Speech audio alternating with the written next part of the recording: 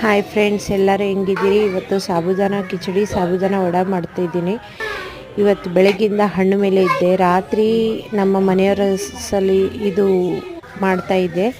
ಮೊದಲು ಎಣ್ಣೆಯಲ್ಲಿ ಜೀರಿಗೆ, ಕರಿಬೇವು, ಹಸಿಮೆಣಸಿನ್ಕಾಯಿ ಅಲ್ಲಾಡಿಸಿ ಆಲೂಗಡ್ಡೆ ಹಾಕಬೇಕು. ಬೌಲ್ ಮಾಡ್ಕೊಂಡಿದ್ದು ಇದು ಉಪವಾಸದ ಉಪ್ಪು. ಆಮೇಲೆ ಸಾಬುದಾನ ಹಾಕ್ಕೋಬೇಕು.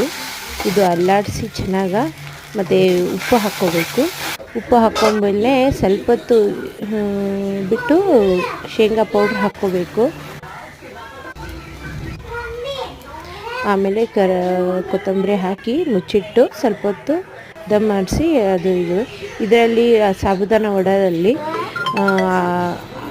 ಆಲೂಗಡ್ಡೆ, ಸಾಬುದಾನ ಮತ್ತು ಶೇಂಗಾ ಪೌಡ್ರು, ಹಸಿಮೆಣಸಿನ್ಕಾಯಿ, ಕೊತ್ತಂಬರಿ, ಜೀರಿಗೆ ಹಾಕಿ ಹಿಂಗೆ ವಡೆ ಶೇಪ್ ಕೊಟ್ಟು ಫ್ರೈ ಮಾಡಿ ಅದು ತೆಗೆದುಬಿಟ್ಟು ಇಷ್ಟೇ ಫ್ರೆಂಡ್ಸ್.